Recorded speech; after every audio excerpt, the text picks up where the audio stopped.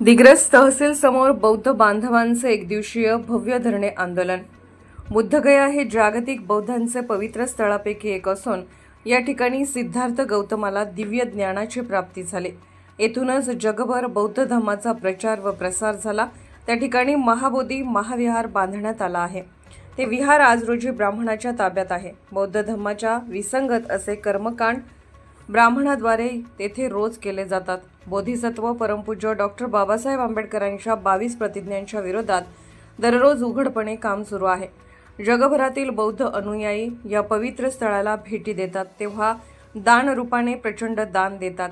ते आज ब्राह्मणांच्या हातात जाते। त्यामुळे जागतिक बौद्धांच्या आस्था, श्रद्धा व भावना दुखावल्या जात आहेत।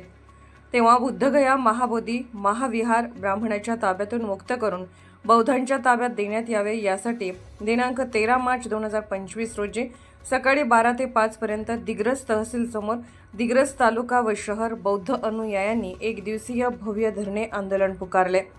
या भव्य धरणे आंदोलनाचे प्रमुख मार्गदर्शक मुळावा येथील भंते प्राध्यापक डॉक्टर खेमधम्मो महास्तवीर व वटफळी येथील भंते नागघोष महाथेरो यांची प्रमुख उपस्थिती होती। बुद्धगया महाविहार व्यवस्थापन कमिटी ॲक्ट 1940 याद्वारे या महाविहाराचे व्यवस्थापन चालवले जाते, ज्यामध्ये एक जिल्हाधिकारी गया हा हिंदू तसेच 4 हिंदू सदस्य आहेत तर 4 बौद्ध सदस्य आहेत।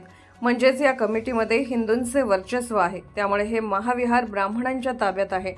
BTNC ॲक्ट 1949 रद्द करून हे महाविहार बौद्धांच्या ताब्यात देण्यासाठी जगभरातील व भारतातील भिक्खू संघ व भारतातील बौद्ध अनुयायी बौद्धगया येथे विहारासमोर उपोषणाला बसलेले आहेत। त्या अनुषंगाने महाबोधी महाविहार बौद्धांच्या ताब्यात देण्यासाठी दिग्रस येथे गुरुवार दिनांक 13 मार्च 2025 रोजी तहसील समोर एक दिवसीय धरणे आंदोलन आयोजित करण्यात आले होते। या एक दिवसीय भव्य धरणे आंदोलनात हजारोंच्या संख्येने दिग्रस शहर व तालुका बौद्ध बांधव उपस्थित होते। इंडिया न्यूज R7 साठी किशोर कांबळे।